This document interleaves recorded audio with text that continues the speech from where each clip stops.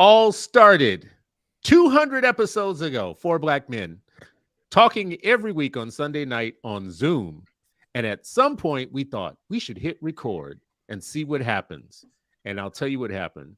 200 episodes later, it turned into a full-blown show, a full-blown podcast, a network, a family, a group of people who actually came together around the 8 million black children and produced a hell of a lot of content. We are going to celebrate tonight. Let's do this.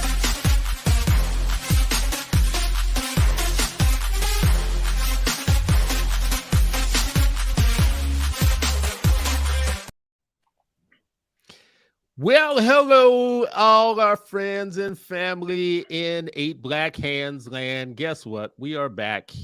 And guess what is going to be happening tonight? Look who we got. We got the whole crew. We got the original new edition, including Ralph Tresvant and all. Everybody, can you feel? So am I Ralph and that's he Johnny? That's what's no. Reef is Johnny. Well, the Johnny is new. He came later. Johnny was new. Yeah, I just the metaphor. Johnny was one of several news. I want we should say at the outset, Ish has been kind enough to sit in there. I don't know what that means. Ish has been kind enough to agree to be with us through Black History Month. So as we come to his last night, which incidentally ends up being our 200th episode, guess who we brought back? Bobby Brown himself. Bobby fans the crack. Oh. Without the crack. That's my prerogative.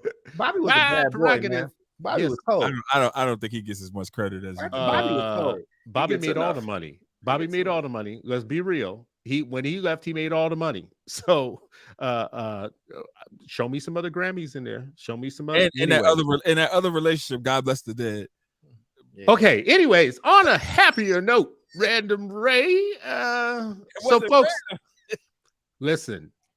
I feel very good and vindicated about 200 episodes. Especially, let me just say a couple of things. Number one, wasn't planned to be a show, wasn't planned to be a broadcast, wasn't planned to be a podcast, wasn't planned to be any of that. Number two has been completely DIY, not funded by anybody. We all have jobs. We all have organizations. We all have other things happening in the world. And this show has remained completely DIY and independent. We have done live shows. Where have we done shows? We'll name some of the cities. Arkansas, I'm sorry, city. You said cities. Little Rock. We were in Indy. We were in Pittsburgh. We did a show. Baton Rouge. Baton Rouge. West Philly. New Orleans. Philly, born and raised. New York. Did we do Minneapolis. Minneapolis. We did in a church, no less. We South have Carolina. What was that? Charleston. Mm-hmm. See, man, we have Oakland. Oaktown. Sharif said Oakland, yeah. That was our first show was in our first live show was in Oakland. Vegas, DC. Yeah. I love it. We have done live shows. We have done special shows. We've had organizations have us come and do their annual virtual events, right? Mm-hmm. If it had not been, I'm just going to say something crazy. If it had not been for the pandemic, we'd be more famous than basketball. I don't know about basketball, but definitely the pandemic was a hiccup. Yes. Yeah. More famous than baseball, then at least. Okay, more famous than golf, because any sport that you can be fat and play is not a sport. So more famous than golf. What? I've missed y'all, man. This is. Thank y'all for having me back. I love it. Listen, let me ask y'all a question. What is so important about this show, about black men having the space specifically to talk and dialogue on their own terms?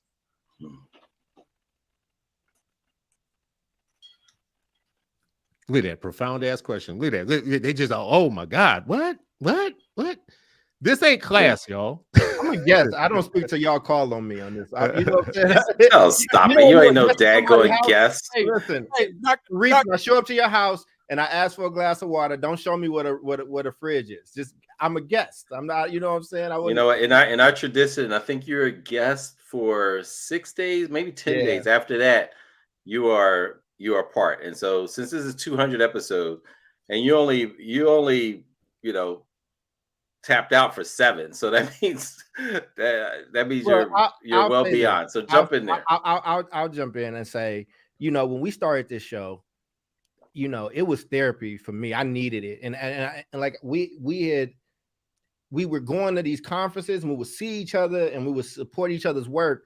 And, you know, but like we would be in these conferences in the back talking and be like, yo, like I would think I was crazy. And then I would be talking to Chris, I'll be talking to Sharif, I'll be talking to Ray.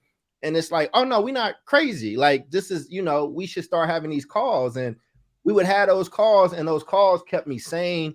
They kept me in the game for a long time. And you know, and I think that it was so needed at the time when we started it. And I think that we, you know, people they don't remember or they misremember that these type of conversations that we're having were not happening as honestly and freely as we've been a part of.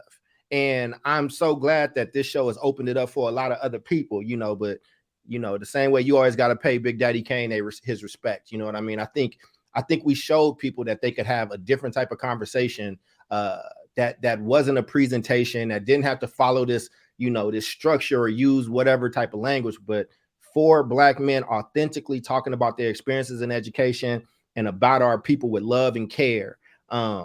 It became a necessity for me every single week. So that's why it was important then, and I think it's important now. And I appreciate you all allowing me to be on a big part of that journey. It really meant a lot.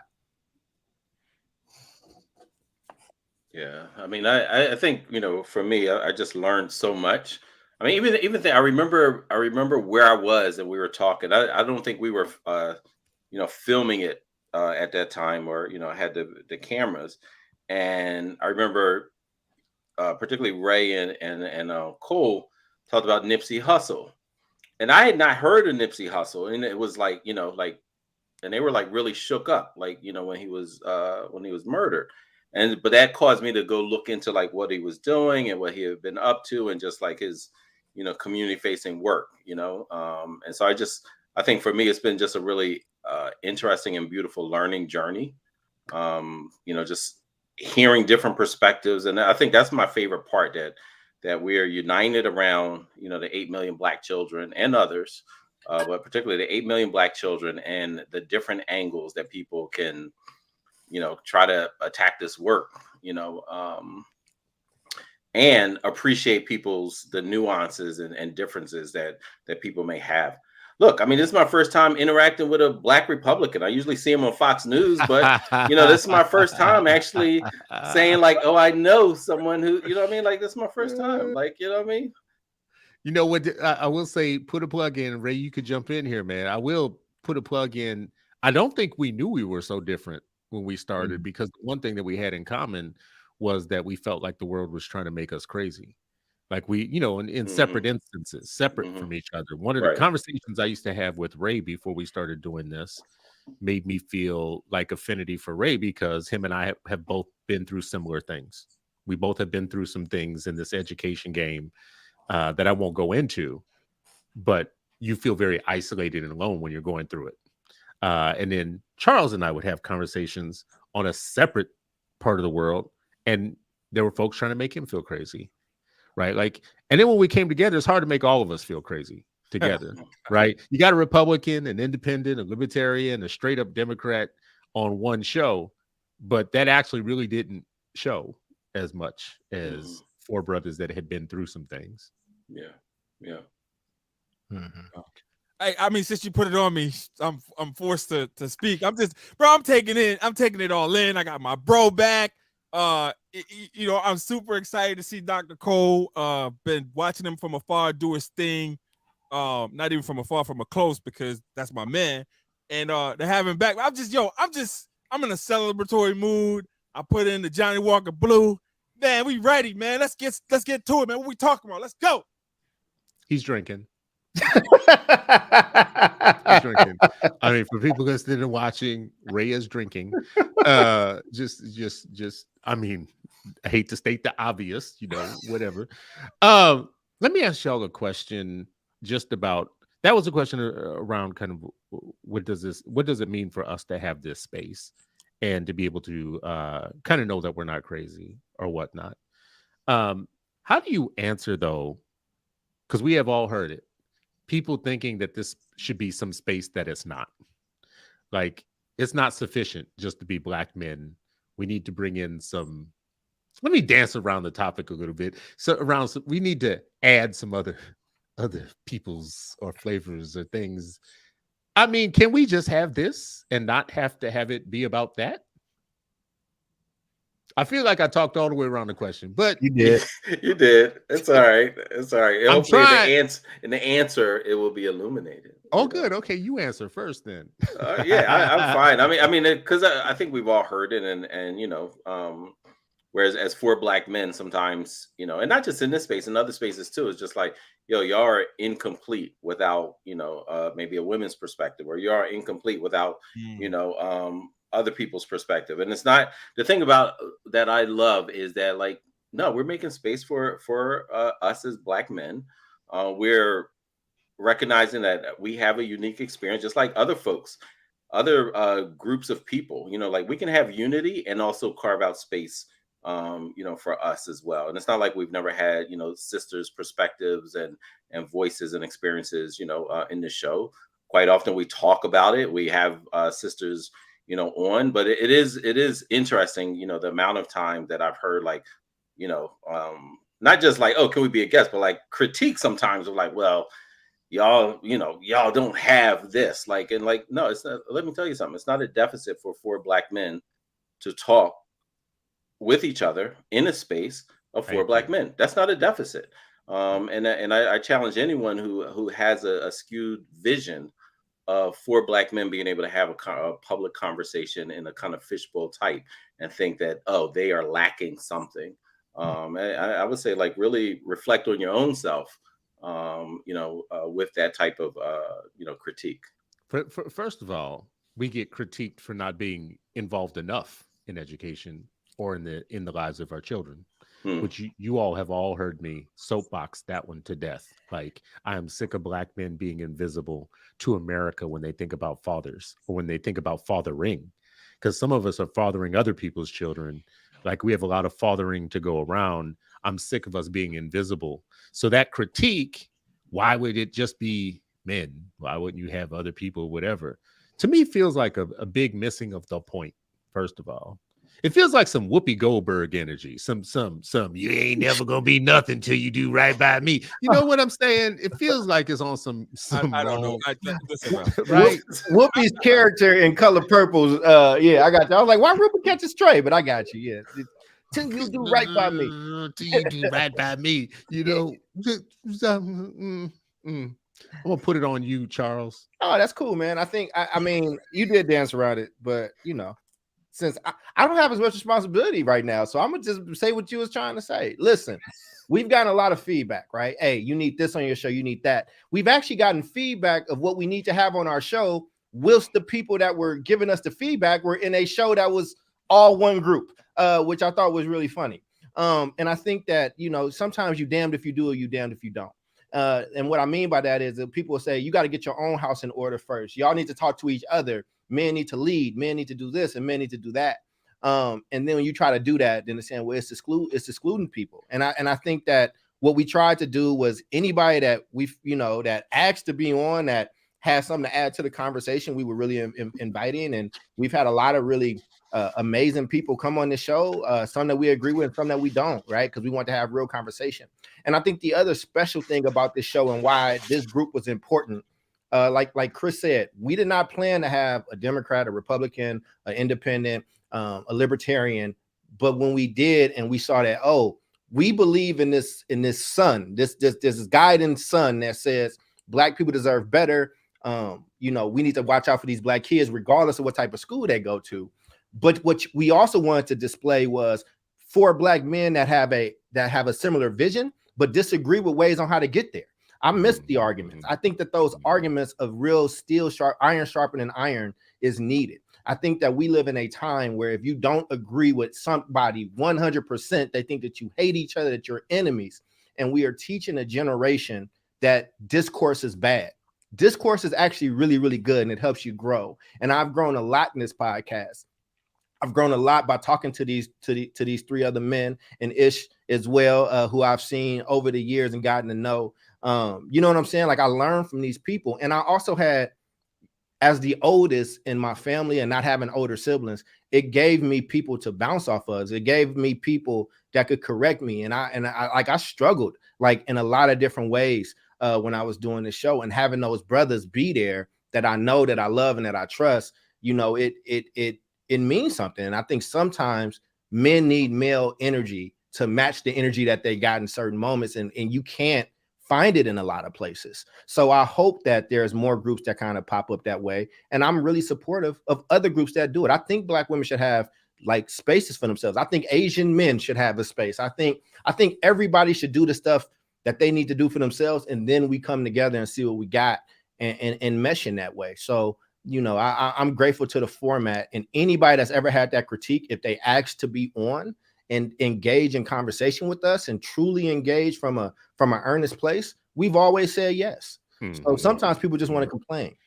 Well, and I'll say this, we have set up other platforms, you know, so for diversity of folks, right? I mean, there was a time where Ray was like setting up a podcast broadcast a day, for different persons. Yeah, just you know, like, and to the extent some of it stuck. And some of it, you know, people got to prove whether or not they were about that life or not. They got to prove whether or not it was like what they wanted to do. And there was a range of people. I mean, women, men, some that were parents, some that were educators, and it all came off of this platform, which I feel very proud of. It was like it opened up doors for other people. Ish, I want to bring you in on this one point. You've been here for about 6 shows now. You were with us through Black History Month. That was a big gift for us to have you here. But as you come to a wrap on your Black History Month tour. No, residency. Okay. Yeah. Like Las Vegas or something like that. You experienced the disagreement, right? I feel like more than almost any guest, you caught it over several shows. How was that for you to go into a space of black men and have all the black energy and know that most of the time we were disagreeing, but we were still able to be agreeable? Like, how'd you experience that? I mean, it goes back to what Dr. Cole was just talking about. It's a space where folks can disagree without being disagreeable, and that we can really get into some heavy conversation that doesn't usually happen outside of certain spaces. Like, I think sometimes we take for granted sometimes in the bubbles that we exist in sometimes that these conversations are actually happening in real time. So I appreciate just the ability to sit with y'all and disagree, and throw out some ideas that, you know, I can talk to folks that I deal with, but not necessarily exist in the same orbit as y'all do, right? And from a union perspective, from a perspective of, you know, the Black radical tradition, in which I like to think I'm part of that intellectual genealogy, right? I think that these type of conversations need to happen even more. And I'm just blessed to even be in a position where I can be disagreed with. Sometimes folks just be like, you know, give deference because, you know, you're a black man, you talking that smack. I'm like, okay, that's Ishmael that's talking smack, right? But like here, we really engaged in these conversations, in these disagreements, leaned into them, right? All 10 toes down. And that doesn't happen. And I'm super humbled to even be like asked to come during Black History Month. You know, the episode we did around the unsanitized Martin Luther King, like folks are still hitting me up about that conversation. And it's like that gave them something to think about. And I think that's what was produced. You know, for my time, I had something to think about. You know, whether we're talking about like standardized testing, I had to go back to the drawing board and be like, okay, I'm not all against testing, but this is what I'm against. Woo! He caught it on testing, boy. Woo! That was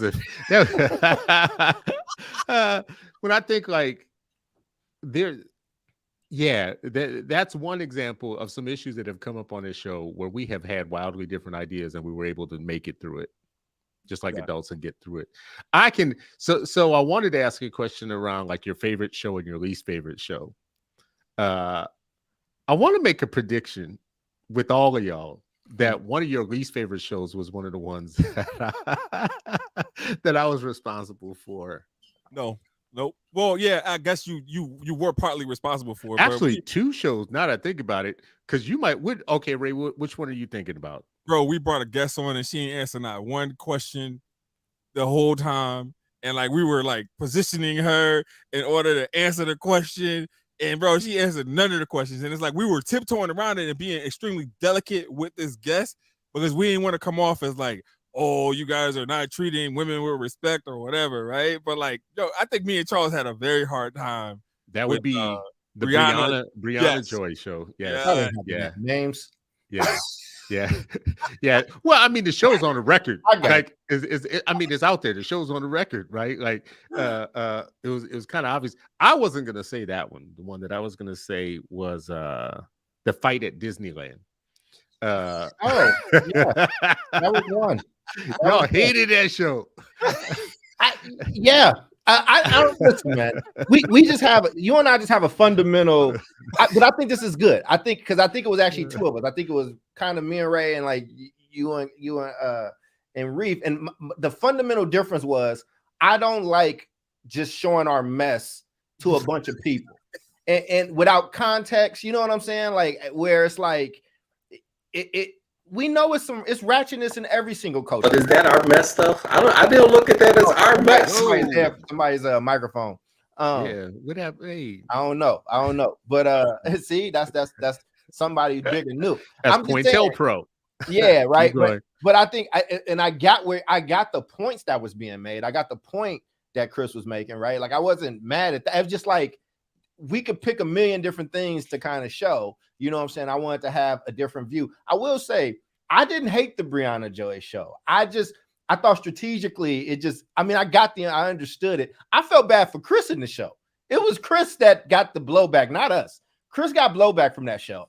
And I don't think it was fair that he got the blowback. And I think that guest I think she's very smart. And I think she's actually still growing and doing some dope stuff. I just don't think that it just wasn't it for what we did. We were trying to have a different conversation, and and it kind of turned into Chris and Bree. But I think we grew from that. I think we learned from it, and I definitely think we took. Why is the camera on me? Let me ask you this: Do you feel like we created a safe space to have that conversation? I hate that term. I almost cursed. All right, I'm sorry. Yeah, no. But I think you asked it the right way. But this is where I started to struggle. Right? Yeah. If you look at where the show started and how we wasn't concerned about that stuff. The show started because we wasn't live. There were no cameras. It was like us over a Zoom or recording. Yeah. But it was like us talking to each other, and people just got what they got, right? So we didn't have the live interaction, which I'm grateful for. That's what the pandemic was. But we wasn't, so to speak, playing to a crowd, right? And we all have done it, right? Like it's just, when people are there, you don't want to ignore them. I think that, so it wasn't about creating a safe space. It was about us having some real conversation about what we felt was going on, and the chips kind of fell where they may. But but we got bigger, we got successful. And with success comes responsibility, and some responsibilities that you didn't really ask for. I didn't ask to be, I didn't want to be the face of this movement or that movement or whatever. But then people would be at us, right? Like, oh, y'all got this platform. You can't say this without saying that, and you can't do this. And then when you try to be respectful to everybody, it waters down a real conversation that we would have. So we might have made a space safer for other people, but we made it more dangerous for ourselves. Appreciate that. But you would agree that we've had some really dangerous conversations when the mics are off, right? Oh God. Yeah.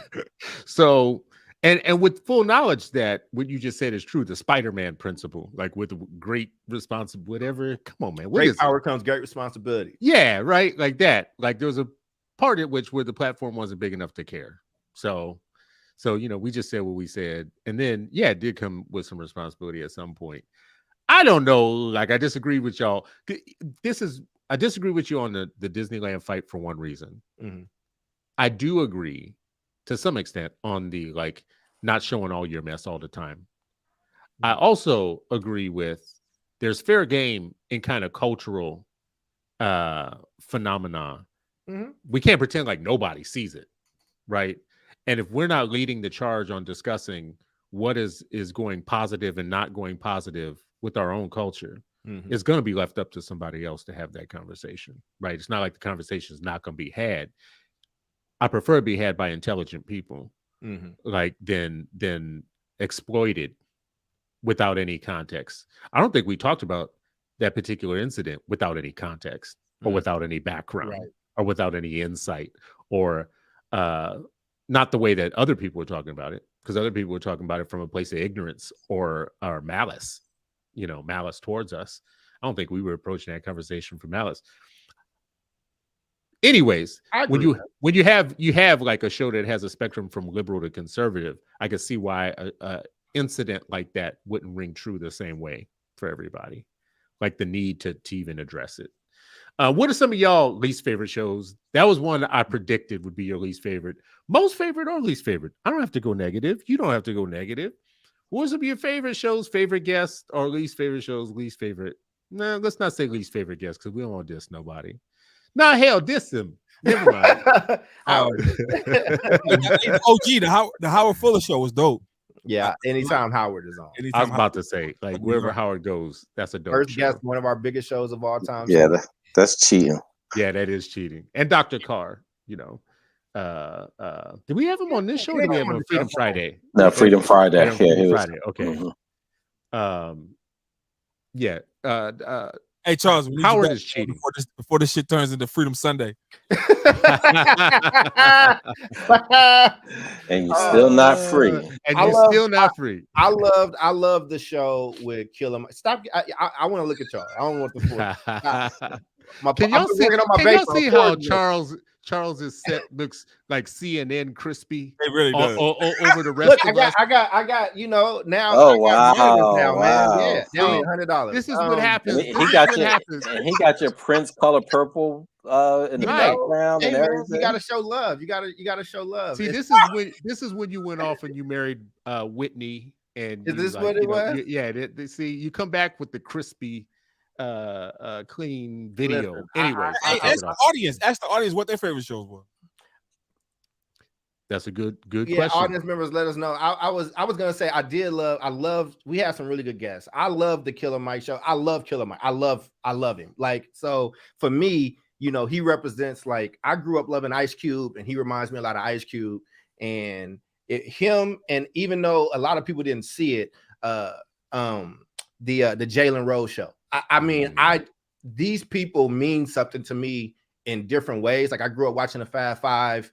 You know what I'm saying? Like, I was a fan of what Jalen was doing at his school, and just I think he's a real personable person. And Jalen was very honest with us, and even off camera, I was asking him some stuff, and it came into fruition. That he and his wife were still together at that time, and then they weren't. But he just had some real game for me off mic, and I appreciated it. And the Killer Mike moment, like I said, I think Killer Mike is one of those people that's really good at what they do, and actually has an opinion. And I think a lot of people have a thought about him, and then they hear him talk, even if you disagree, like, oh, that actually makes sense. And I might not agree with him, but the way he says it is dope. So those were just some that I was just really, really happy to have. And then the sister from Baltimore, Santa Liz, I just liked her.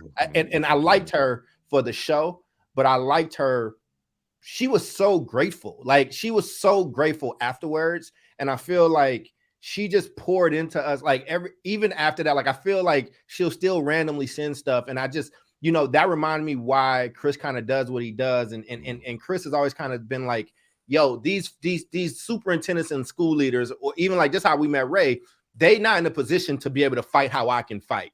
And she was the epitome of, it's a lot of stuff I want to say, a lot of stuff I want to do, but she carried herself with such grace And even on the show, she didn't necessarily let loose, but I felt like it was such an emotional catharsis, like cathartic moment for her being able to do the show and have people stand up for her. And so I think those three are three outside of like Fuller and a few other people that I really remember. You know what I'm saying? My favorite shows have been our live shows. We did a show in Little Rock that was dope because number one, it was a historic town, and the people that we met during the day before we did the show, it was dope. We met folks in the community, went to a Black radio station that just had like a ton of information and knowledge and background for us. We went to the high school that had been integrated years ago with the yelling, screaming white folks against Black folks type of high school. And then the show that we actually did, it was interesting because we conservatives had us there, but we were able to do it our way and meet with the community and talk to the community. And there was a part of that show where a father in the back stood up. And he said something to the effect of, how come we don't hear more of this stuff coming through on a daily basis? And he kind of just made a declaration that he wanted to be a problem for anybody that was going to create problems for his kids. And in that moment, I got chills because I was like, see, this is invisible to the world, and this is what I want to see more of, right? Black men on stage, rousing a community where a brother stands up and says, I've been in all these feminized spaces, but I have something, like I'm a warrior for my children. And this message, I wish this message was coming through in other ways. That was powerful for me in that moment. And it lasted me for another 6 months. Mm-hmm. Like they have him say that and whatever. It was fuel that we were on the right track. Reef, jump in here, buddy. Yeah, I mean, I was trying to like think. I don't know if I have a single favorite one. I enjoy so many, but I think the ones that I appreciate the most is when there is a level of disagreement, on a topic, or when there's like a real deep perspective. Like each of you have shared, things about your lives, your upbringing, experiences that you've had, where you're, to use Ray's term, more vulnerable in this public setting. And I think that's just really powerful. I mean, when you look at the narrative about men, about Black men, and whether they're guarded or stoic or just have this traditional way about them. And I don't think, just in itself, it's a neutral thing. Being stoic is neutral. I don't think that's a negative. Being private, I don't think that's a negative. But I do think that there's power at times to share things that can, help others again, think like, okay, I'm not crazy, or being able to connect on a deeper level, or to be able to just learn from and be like, I understand you better as a human being. And so I think there have been so many instances of that, throughout the shows. And so that's what I appreciate. I appreciate the, sometimes having this a healthy tension about, where we are, what we're thinking about in the future. And I love when we, are able to discuss our families as well, and just like the impact that they've had, and, which is part of our why. So often when we talk, our families, our communities, our work is such a part embedded in our spaces. There's so many people who have jobs where they can shut it off and then just go and do something else. And in our work, we're unable to do that. And I love that I'm not able to do that. And it's good to have a space where you can kind of, decompress and unpack some of it, because it's complex, and it's sometimes it's really tough. Bro, that show in New Orleans with NPU, shout out Carrie, but it was the show that we got to interact and engage with your mother, Reef. Yeah, that show was dope for me, bro. That was. Yeah, I think one reason I'm still on Facebook is for memories, and like when that comes up every year, that's if I had to choose one, because of that significance. Like that's what I would you know, because it's still like it comes up and I'm like, oh man, I remember it distinctly.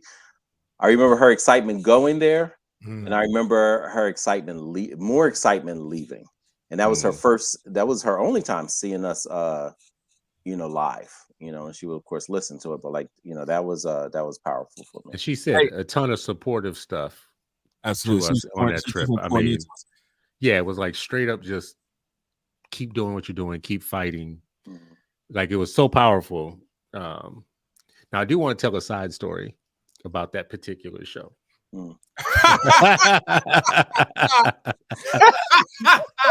It was my favorite and least favorite show. Well, I good because I didn't get. I'll tell my least favorite later. But all right. ahead.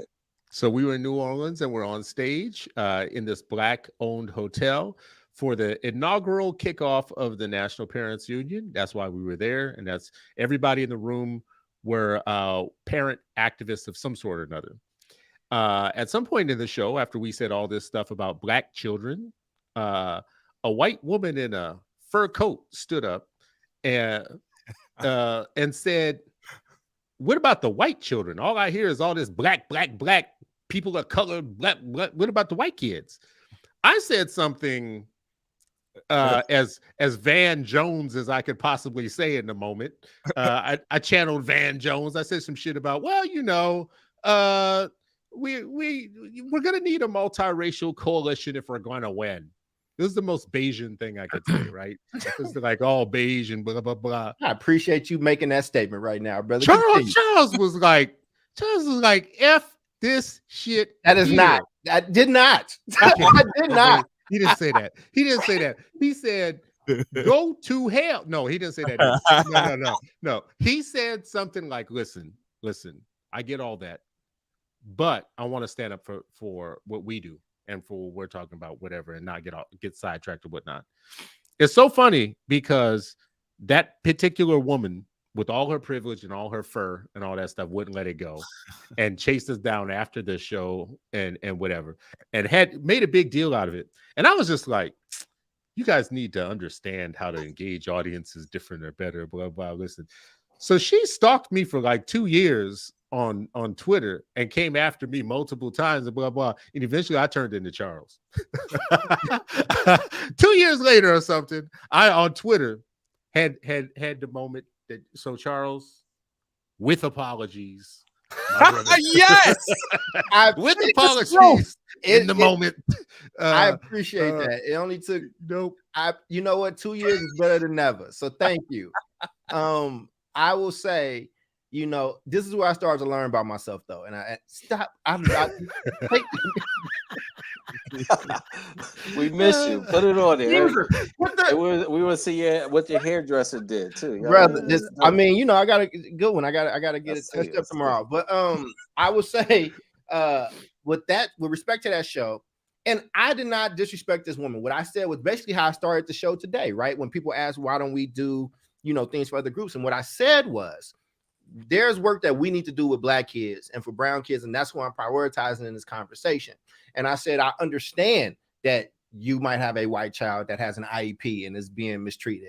And I said that there's a place for that work to happen. And once we all do that, we should come together.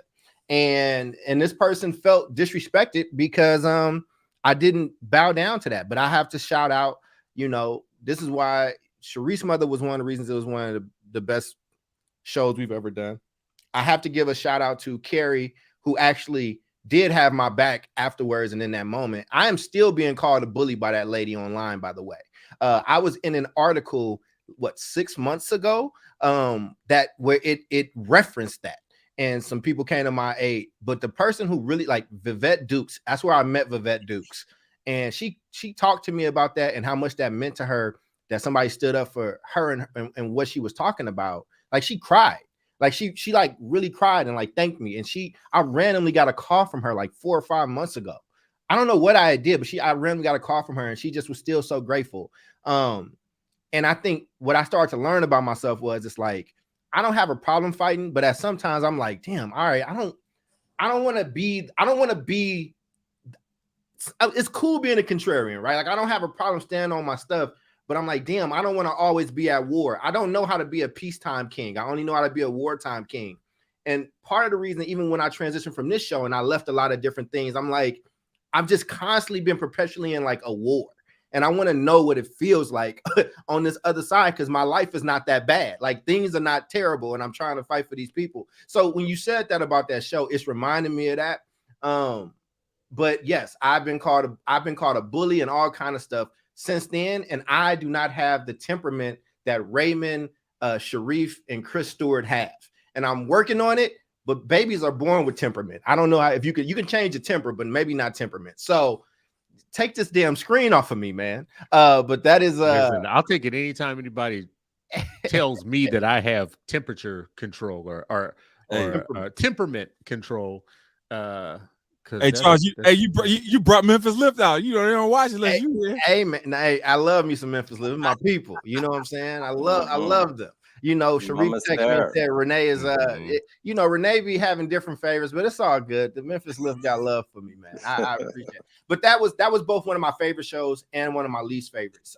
Because you know, there was a time in my life where I was really unbothered by what other people thought and felt, and like, you know what I'm saying? And I don't know where that started to change. I don't know where it started to annoy me more, where I just had no more patience for it. And that was the start of that. That was the start of that for me. And I wish that lady well. We ain't got to talk. We ain't ever need to speak or whatever. But you know, but I stand on what I said then. I meant it then, and I mean it now. But this is why it's important for me, though, to have a circle like this. Though, when I said earlier that we have all been through some things, that incident where a person like that, full of their privilege, tries to take your livelihood away from you, or tries to expose you publicly in ways that are meant to create risk for you in a lot of different ways, is something that, as Sharif tries to bring Black teachers into schools, some of them are going to encounter. Mm-hmm. As Ray works with principals and tries to get Black males to be better principals, some of them are going to encounter that from people either on staff or people in their community. To be Black and to be in education and to have a leadership role of any sort is meaning, or to be an advocate or an activist is meaning that someone is always going to try to call your boss. Right. In a way that doesn't happen with another group of people. Mm-hmm. I'm just going to be real clear about this right now. People are calling my funders right now to try to shut me up on multiple things right now. It is not liked what I am saying in the world right now. My message to the world right now is not favorable for everybody. And there are literally people picking up the phone trying to call and make it so I can't continue doing the work that I do, right?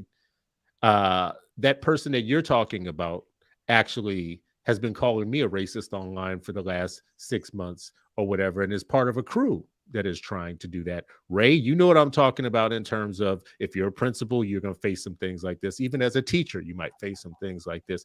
So my message about it is, it's going to come whether you want to or not. How are you going to handle it? Because right. Being resilient Black people and standing in your glory and standing on your truth is I've said it a million times. The devil is not concerned with you until you're truly doing God's work.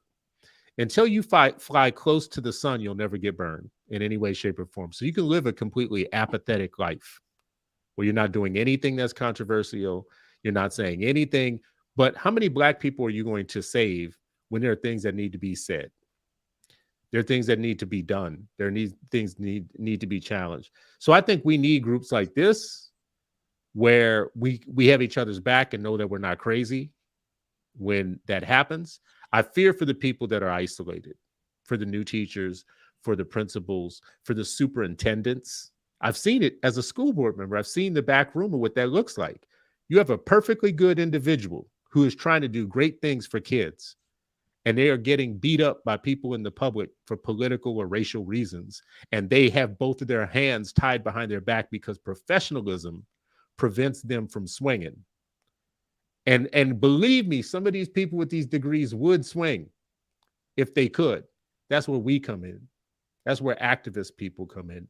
Others, because we could worry less than they have to worry.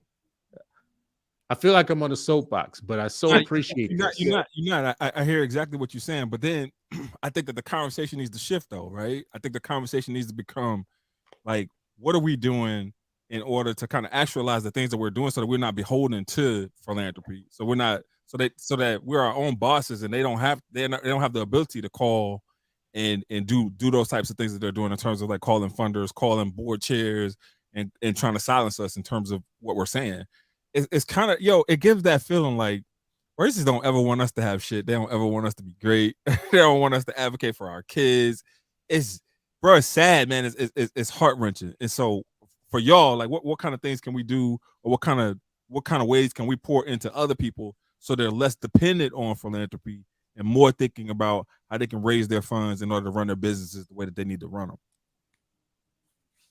I mean, I'll just say one thing. Charles and I have had this conversation a lot privately. Once you have slept in a car in East Oakland as your primary residence, it makes it hard for people to think they can take something from you and it's going to crush you, right? I think you have to be willing in some ways to lose some things if that's what it takes for your people. I think the problem is we get so safe sometimes with all of our grants and all of our nonprofit industrial complex relationships that we forget that sometimes the struggle is a struggle. And sometimes when you are willing to risk it all, more things come to you.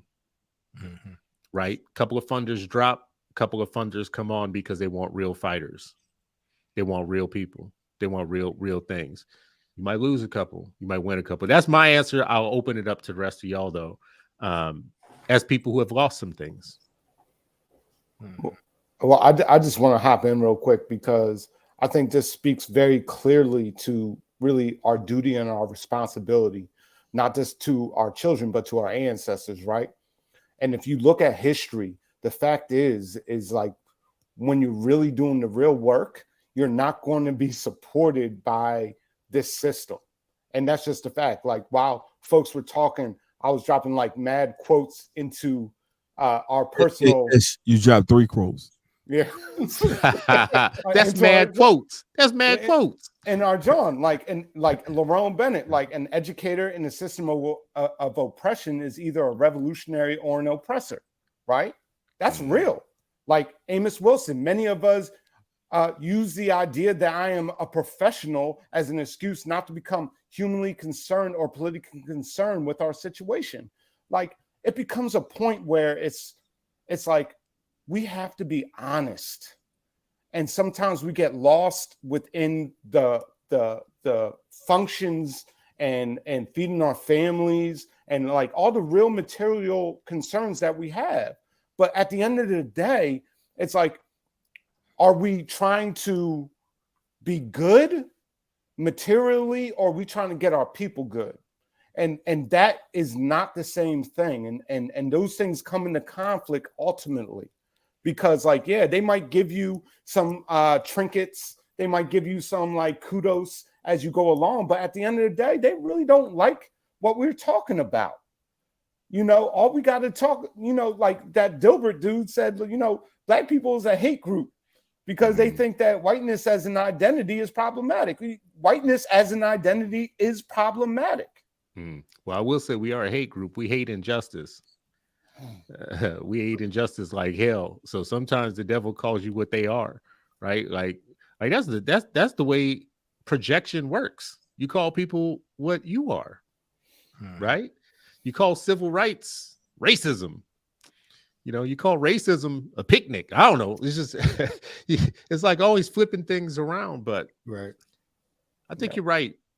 I think you're right. Like you know, this revolutionary, like you're not going to get Charles, me, Ray, Sharif to say something that is counter-revolutionary for our people if you put us on the spot, make us say it, even if we're going to lose something in the moment. I think we all have a bit of professionalism. We all have the ability to be professional, but we're not going into Candace Owens territory. Well, Ray is Republican, so I mean, I don't want to dish your party, man, but you know, your people's. Listen, you can be professional, but stay sucker free at the same time, right? Like that. I think there's a balance. Like you can do both, and I can't help but to think, you know, like when George Jackson talked about, patience has its limits. But if it goes too far, it's nothing but cowardice. And there are times there's some folks who are hide behind, that professionalism, in a way that where they're not protecting, children that they're responsible for. And so, how are you a professional if you're not professionally supporting and protecting the most vulnerable in your space? To me, that's being a professional. Like, be a professional in a way that's going to advance the cause, of the children that you're responsible for. If you're not doing that, and I get it. Like, yes, there's, and we've all talked about this, and with shout out to, Aaron Stark and Sheila Mallory and Chris Johnson, where we would break and others, Keith Arrington, all these guys, where we would break our huddles and say, like, and look each other in the eyes and say, don't be afraid to get fired for children tomorrow, when we left our meetings. And I think there are times, and we've spoken about this before, where there are people in certain situations and they may not be able to, and that's not everybody's lane. But somebody got to be in that lane. Mm-hmm. We can't all abandon that lane. And I get, like, everybody has to be a part of the movement in the spaces that make the most sense for them. And everybody can't play it safe. And so, there's going to have to always be a group of people that say, yeah, you know what, I will make the sacrifices necessary to give other people cover, to make sure that I'm pushing it even more. Like, the whole idea, Ish mentioned it earlier, the Black radical tradition means something, and if we don't have the Black radical tradition, none of the other stuff will work. King doesn't work without Stokely, the Panthers and Malcolm. It doesn't work without some level of Black radical tradition. And when we say radical, it just means being very forthright about, the humanity, protecting the humanity of Black children. That's what radical means, those days and these days. But it's really the most simple, basic form of humanity. Where you cite that definition? Where's that?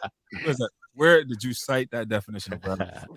First of all, go look up Black radical tradition and then hit me up. All right, go look it up first and then hit me up.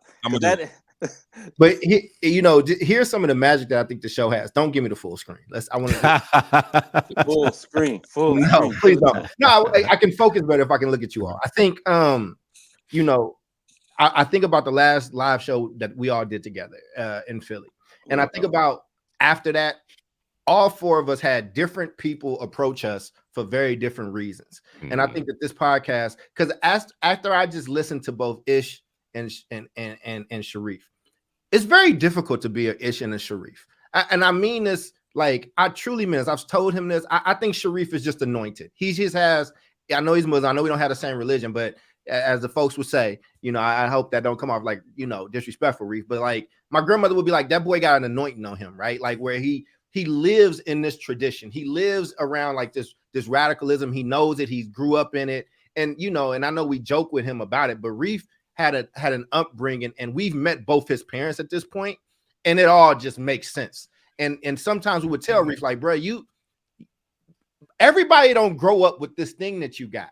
I think that Chris has this temperament for the internet, this ability to agitate, but to stay focused and not really get rattled, but stay super consistent on it, right? Like, in a way, I tell them all the time, like, when he tags me or something, I say, okay, are we like just like, are we about to like go in and do whatever? Or you just like rattling cage? Like, let me know, because I'm going in a different way. I think Ray is somebody who puts numbers on the board in his school, right? Like, Ray is the person that if you're talking about what you do in schools, he's, before you finish the sentence, he's looking up your scores, he's looking up what you have.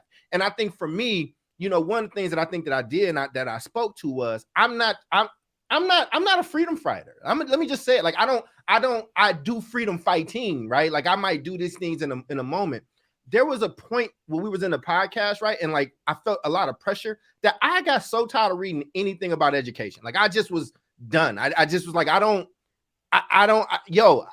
I think like Reef would talk about these things and he'd be like, yo, this is what needs to happen. And then I would be like, well, this is what got to happen on Monday. And I think that is needed, because it could be a lot of pressure for somebody coming from a place like the reason I did the podcast, I put a lot of bad in this world and I want to put more good than bad. I wasn't a crazy dude. I didn't do illegal stuff, but there's a righteousness that I think that kind of comes with some of this. I ain't a righteous dude. I don't want to be your kid's role model. I don't want to be your role model. Here's some information I got that can help you use that shit or don't use it. This is what we're trying to do. And I think that's like a special piece that I think that we bring. And so like, cause you just, me and Ray would always mess with Sharif. Like, where do you cite that, brother? Like, Ray used to mess with him for the first year. Like where's, I can't follow this quote. You know what I mean? And I think that he's using all that in his dissertation. You know that, right? Hey, 1 through 5 is done, baby. Congratulations. And I know I'm long-winded and I'll shut up after this, but you need that, and you need a group of people that can have that type of balance, right? Because there are some people that ain't coming home and reading, African like psychology, right? They're not gonna read Naim Akbar at the crib. I actually do love Naim Akbar, Sharif, and I have that in common. But like some people are just working 9 hours a day. They coming home, they want to make sure their kids are safe. They kiss their wife on the forehead. They want to turn on ESPN and sip a beer and not feel like they completely, useless to this thing because they hearing so much different stuff, right? And we had so many people that's on so many different parts of the spectrum that I think everybody has somebody that they love on this show and that they hate on this show, and it can probably change from one episode to the next. I think that's what makes a good show. I don't want to watch a show where everybody agrees and said the same thing because we don't need the rest of you cats, right? It's like, and I think that you got a rich conversation, and I'm really just the fact that this got to 200 episodes, people, it is hard to do this stuff. Like, I know it looks easy. I know it's a lot of different personalities, and we are brothers, and brothers fight and argue, and there are things that are happening, and some days you ain't got it, and some days people got it, or whatever the case is. So I do hope that the people that are here that have been on that journey, that you just appreciate what that was like. And I got to a place where I just left everything, you know what I'm saying? And it's like, and I'm still kind of in that space, right? And I had to do that. And Sharif and I had I'm not gonna go into our personal conversation about it, right? But Reef was like really there for me. And I think when I was talking to him, he heard something different, like in my voice, like, yo.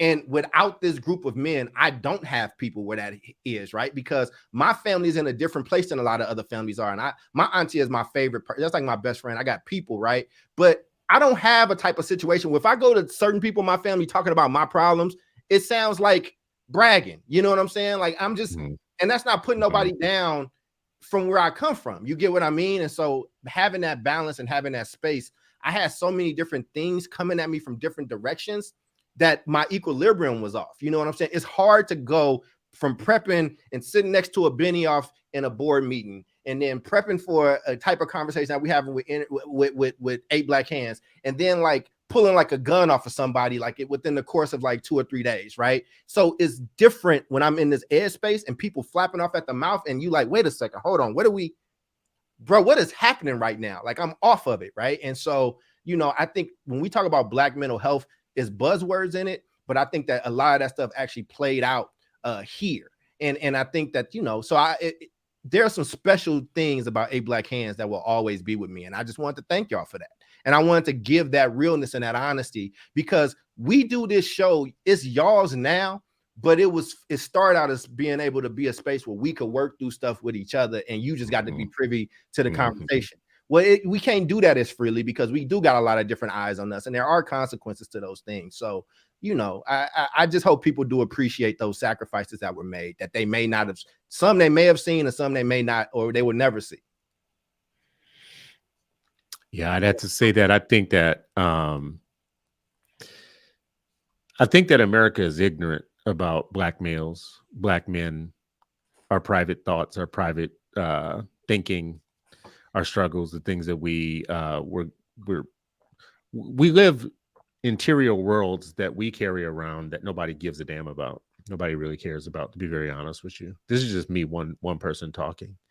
When I think about America's outlook on the Black male and the Black man, even some of our own contribution to that outlook and that contribution is mostly one that doesn't come from a place of care and caring and concern and wanting to know the deep riches, the nuances, the internal life. It's so simplified. It's so simplified and stereotyped and marginalized in a way that's maddening for a lot of people. And that madness, sometimes you have to carry it with you in alienation.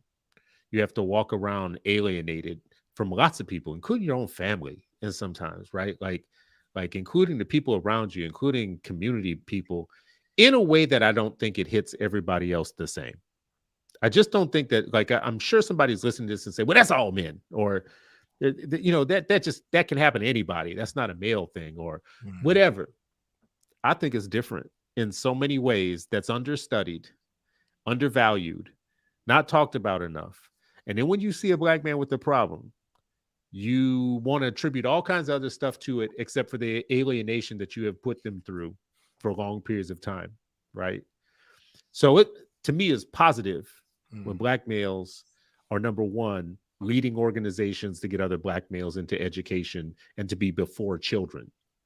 It's positive to me when I have so many people in my network that teach or educate as part of their maleness, as part of their contribution as men to life.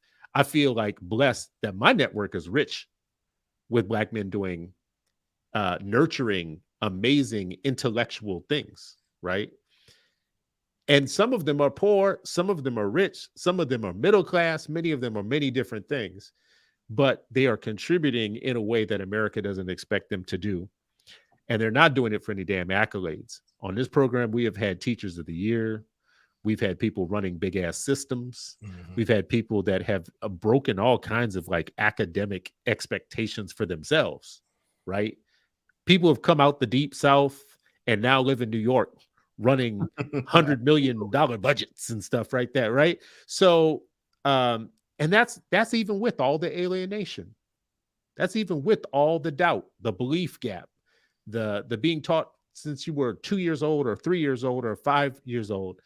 Shut up, sit down, don't do that, don't touch it, don't go near it. I told you, blah, blah, blah, blah, blah.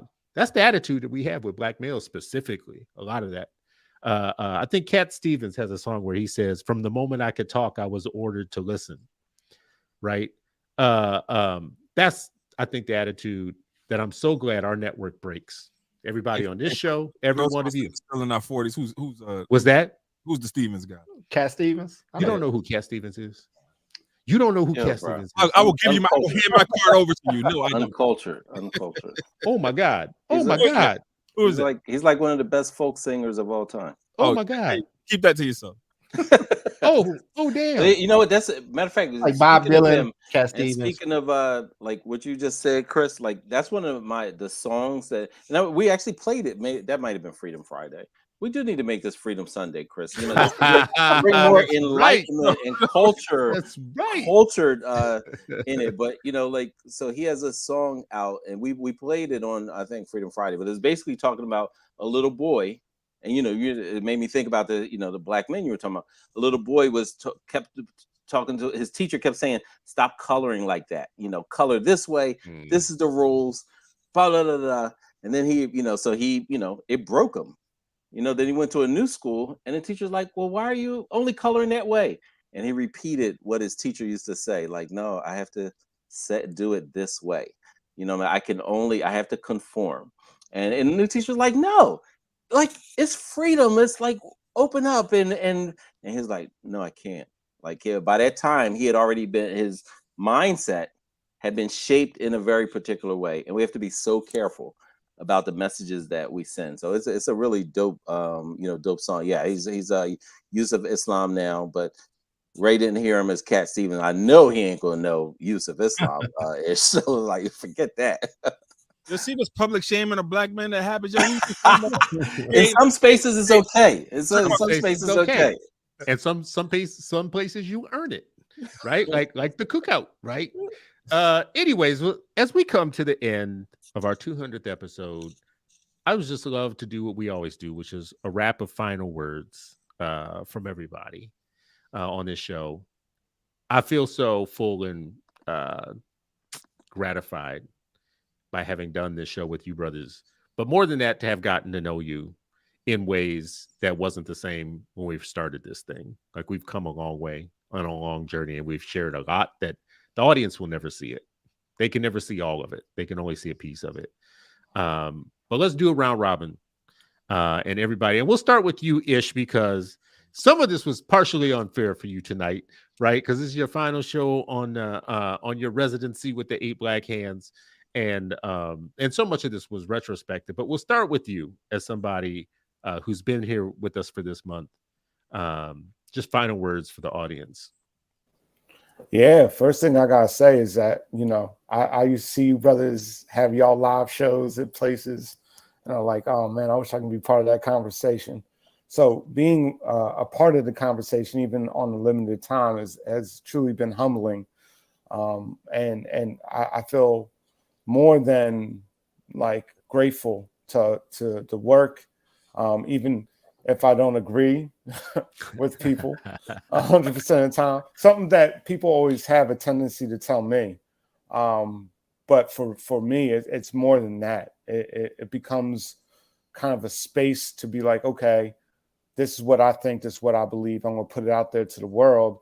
And that I've seen y'all wrestle with it, with some of the ideas that, you know, I've shared. And I've wrestled with some of the ideas that y'all have shared with me. And it is truly a humbling experience.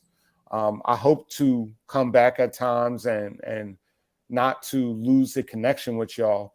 You know, even from the first time I met Dr. Cole at EdLock conference, you know, from the first time I've spoken to, you know, Sharif's mom attending a conference that I spoke at, and she just came up to me and started like waxing philosophical, you know what I mean? Like, it becomes a larger conversation that we're all a part about, you know, all a part. And it's something that doesn't have a conclusion. And I hope to, you know, contribute later to a deeper level of thinking and conversation when it comes to what's important for our children, especially around education and liberation ultimately. So I just love y'all. And I don't say that lightly. Appreciate you, brother. Appreciate you for being on and for adding so much value. Things can get stale after a while too. If you don't have somebody that like does seriously disagree, like the standardized testing issue of which I'm right. You know, if you don't have people come in and shake up your thinking, gets a little stale, gets a little old. So this has been a good run with you here, and we'll definitely want to continue the conversation and the dialogue. Raymond, how about you, brother? What do you got for final words? So, final words for me tonight. I just completed chapters 4 and 5 of my dissertation. I'm ready to hit send. Hopefully, I can defend this thing this spring. I'll definitely defend this spring. But thank you to you guys for allowing me the space to be able to bounce ideas off of you, and thanks for all the unanswered emails when I've sent you guys chapters to read and all that motivation. You know, when we talk about Black people in this space. But lastly, and most importantly for me is that, man, I want to big up my homie, man. I want to big up Charles. Bro, this show has a different kind of energy when you're on. I know that, you know, your break or your leaving the show was something that you had to do for yourself. But I hope and pray that you coming back to the show was something that you have to do as well. And that's where I'm at. That's my energy. You see how like you don't just put on the spot. You know what I'm saying? Like altar call. Altar call. Now, if there's anybody in the church that needs Jesus right now, come to the front. And if you don't, you're going to hell. And I'm not gonna call you Dr. Ankrum. I know it. Okay. Okay, just ahead of time. I just want you to know. I'm all out of doctors right brother, now. We call everybody in salute in this country what they want to be called. I call you whatever you want to be called, brother. You tell me what to call you, I got you. Ray. Okay, I'll call you Ray. Sharif. Yeah, listen, Cole, it's great to have you on again. And you know what, I hear you about not putting you on the spot, but you know, I full-heartedly support you know what Ahi Ankrum said. Ish, appreciate you coming on, bro. Like, you know what I mean? Like, you are you know, we need more like intellectuals as educators. You know, I think when we see, you know, how students are being taught, what they're being taught. So often there's a lack of intellectualism in the classroom and within schools, and then we wonder how come kids are coming out the other side, not being able to critically think about the space, and the context and the history, that they're engaged with. And listen, this 8 Black Hands, as and I've said this before, and because this is 200 episodes, for those those who have not heard it, listen, I came to some of this part kicking and fighting. I disagreed with these three brothers about the creative direction of the show. But I'm so glad that their vision was much larger than what I could have possibly had. I'm so glad that they had far more courage about this type of work than I could have ever mustered. And I really appreciate, you all pushing me, pushing each other, pushing yourselves, to be able to reach, the 50th episode, let alone the 200th. So I'm in awe of like how you all think about some of this work, and about communication about the work, communicating, just, and uplifting important messages, around the space. So I'm grateful for that. I think it's been incredible to, be around you all, and learn how you think about messaging, about various tactics that are necessary in any movement, and really just thickening my understanding and helping me to shrink, the many blind spots that I have in this space. So thank you. Mm-hmm. My final word on all this is to say that I appreciate all of you for actually signing on to do this for so long, and to be together. Like we have been doing this through many weeks, and we have been there for our audience almost every week, like in a long succession of meeting or Zoom calls, and then podcast, and then a video broadcast, and we stuck with it and we did it. And I'm very appreciative of that. I also would like to say that this has been completely DIY. We don't have a grant for this. We don't have funding for this. At some point, we had a little bit of support to try and figure out what we were going to do with it. But what you are seeing, folks, honestly happens for two reasons. One, because of these brothers that actually give their time, their energy, their resources, and their kind of their talent to make this happen. It also happens, though, because we have a great group, number one, of Patreon supporters who've been supporting us for a long time and not asking for a lot from us, which has been very helpful, more helpful than I think that they would know. And we have been trying to actually get out of DIY mode and be able to be more giving to that community of folks, because we are, like I said, full-time job people. We got full-time jobs. Some of us like one runs a school, one runs an organization, another runs an organization, another runs an organization, right? We employ people. We, there's stuff going on, but we want this, and we think this is important. And there are people who are in our comments right now tonight who've been with us for so long. What many people don't know is there's a book club every week of people that have been with us for a long period of time. Before the show, they actually have a communal learning opportunity where they learn together, they read, they're organized, they push forward the ideas that they're reading, and they've done it from our platform and through our name and through organizing. And they've been our most consistent group of nurturing people. Like, they've been a small community of folks. And I can't end this 200th episode without lifting up the fact that we've got people in the comments right now. Mama Toya, L. Michelle Johnson, Jamoke Hinton, Tanae, and Jennifer. I could keep going down the list of people that have organized things for us. They run a whole Facebook group that is more active than our Facebook group, our very own. And that is the way movements and things always seem to work out, is there's always this group of people that don't get all the credit for how much they're doing and moving the thing forward. But in terms of our organization, to any extent that we are organized and we are being successful, a big part of that is this family, this community of folks that you'll never see on the show. Some of them have been on the show, but you don't see all that goes on behind us. And I just want to call that out, because this is a community effort. That's the way this show works. We don't have some big grant to make it happen.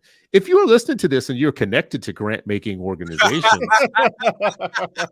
if you are the spook by the door in any philanthropy, Not the spook. we would love you. We would love for you to make our dreams come true and fund a full tour of the 8 Black Hands, because we want to go to every city and declare a state of emergency for Black academia and Black academics and Black student outcomes. And we would love to come to your city and your town. We were treated very well in Indy by a local group that wanted to bring us there to sound the alarm on the state of emergency. And that was a great show. We would love to do that more. Anyways, if you are listening, make it happen for us. We appreciate you all. This has been the 200th episode. A final thought, brother? That is my final thought. I said, you want me to have a final thought, brother? Oh, did you not have a final thought? did not. I'm so sorry. It's all good. No, your time has passed. Anyways, thank you all so much for all right, brother. Have a final thought. I will say this. What's gonna happen? This has been great. Boom. This has been really, really great. And like I said, I left a lot of things. I didn't just huff and leave the 8 Black Hands. I left a lot of things at the same time. I'll be remiss.